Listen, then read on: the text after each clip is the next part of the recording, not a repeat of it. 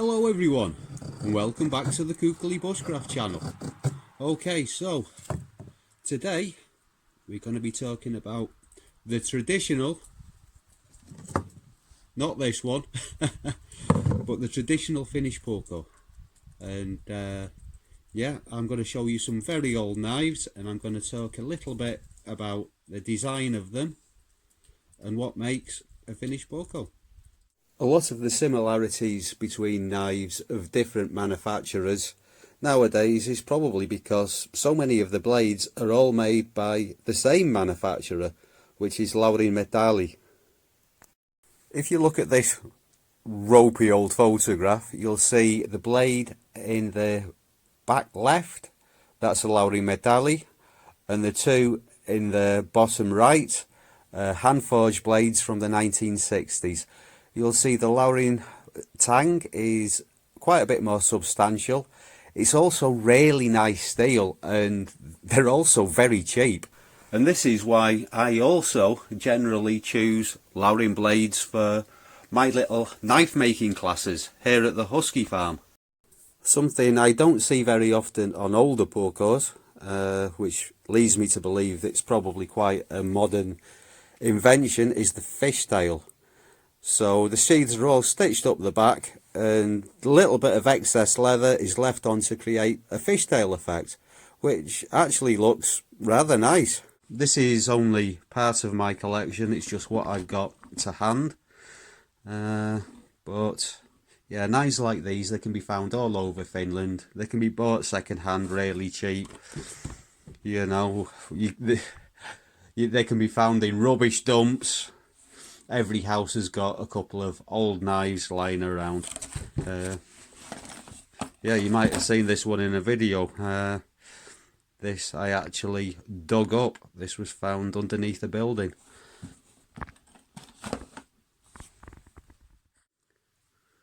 So this is the Tapio Verkala puukko. I've done a review on this knife.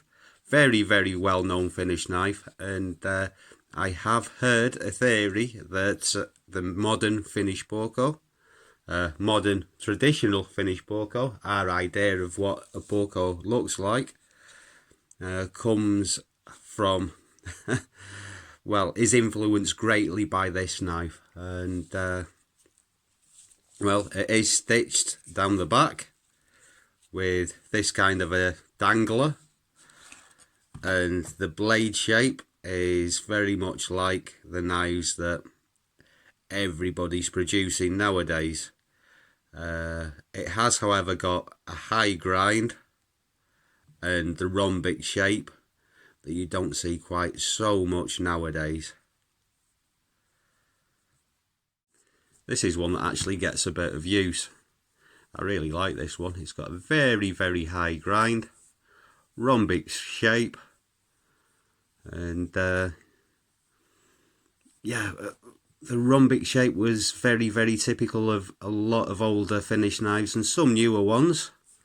And basically it comes to the fattest point just here, and then it tapers towards the spine. And yeah, this is a really quite an effective slicer. The handle is a little bit round for for my tastes.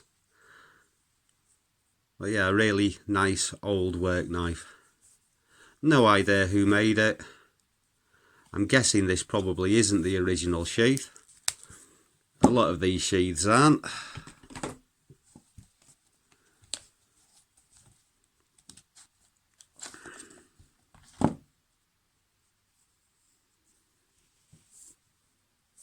So this Fiskars is a lot more typical of what we tend to see nowadays. So mass manufactured, one flat piece of steel. This one has got a clip point rather than a bit of a clip point, rather than a straight back. Yeah, children used to very often be given these scout knives. So really quite pretty. I've always liked these.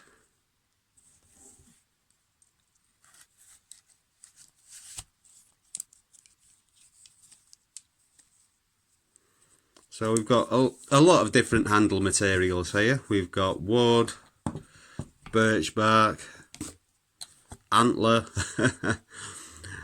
As if you want more information on this, I've got a couple of videos about this knife. But I have got something from the same manufacturer, which is also quite different. Another plastic handle from the 1970s, this one. There's a bit more information on the internet about this one than most of them.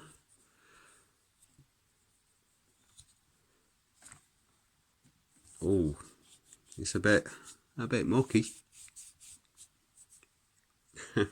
Yeah, I'm got a day off work, so I'll go for a bit of a ski, then I'm going to clean these up a little bit more. But yeah, Tontori Loma, made in Rovaniemi. So here we've got a puukko and a fillet knife. So you should see this in action in a video coming up quite soon.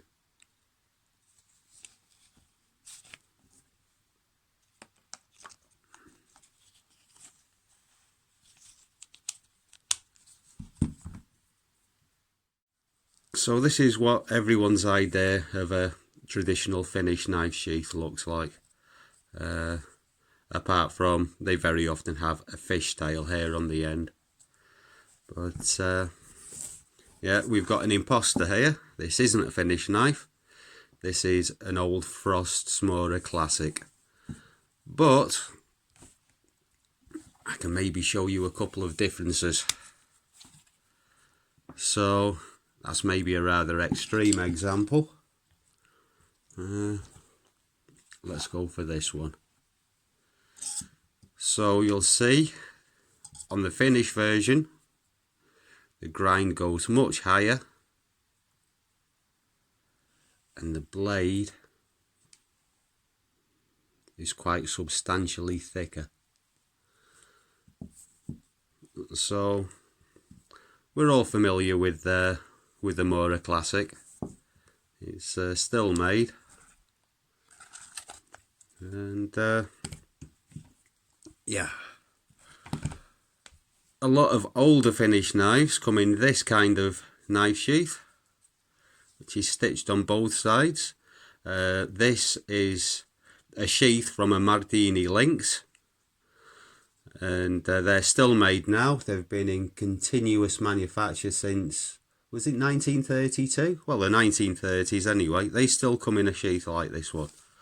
But we've got another imposter here. This is a Broderna Jensen.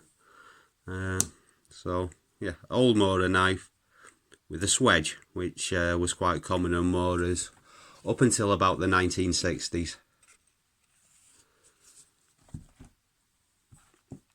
Well, this one, the Järvenpää, also has quite a similar sheath, and these are still made. Not this particular model, but you can still get Järvenpää knives with a sheath very much like this. So if anyone's looking for a really traditional Finnish puukko, look for Iisaaki Järvenpää. They still make knives very much like this, and I've been doing a bit of research on this knife because I'd kind of guessed who it was made by, but I didn't know for sure. And I've found another knife of the exact same model in better condition, where you can still read the writing, which should be found just underneath the fuller, the blood groove, which isn't there on this one anymore. There's quite a lot of little bits of detail that are very faint or completely worn off. But yeah, Järvenpää make very traditional, very nice Finnish knives. They're not cheap unless you buy them about 20-30 years old like this one. And they still have the blood groove or fuller, which many Finnish knives used to have, very few still do.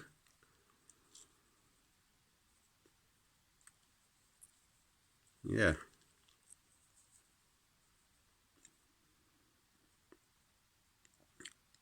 Birchback handles, by the way, very common, very nice, very grippy. They look lovely. You might require to put oil on them from time to time.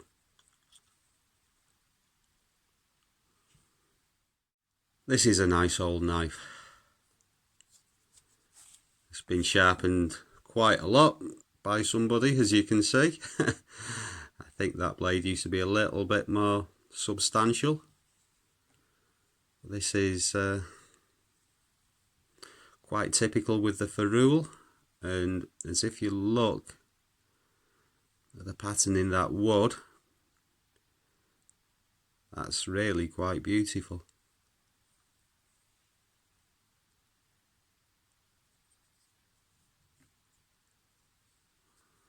So we've got a blood groove.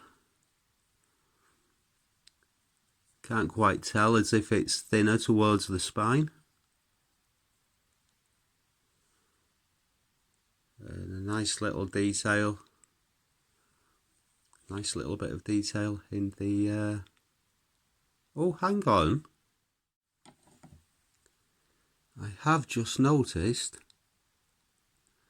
that little bit of detail there. That looks really quite similar. I'm wondering as if this is another Järvenpää.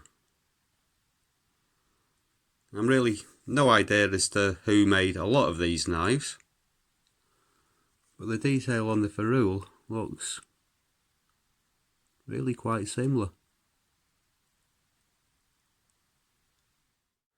A high grind obviously goes together with a thick blade. It's all about the angle, but shall we just try and compare the angle of the primary bevel there?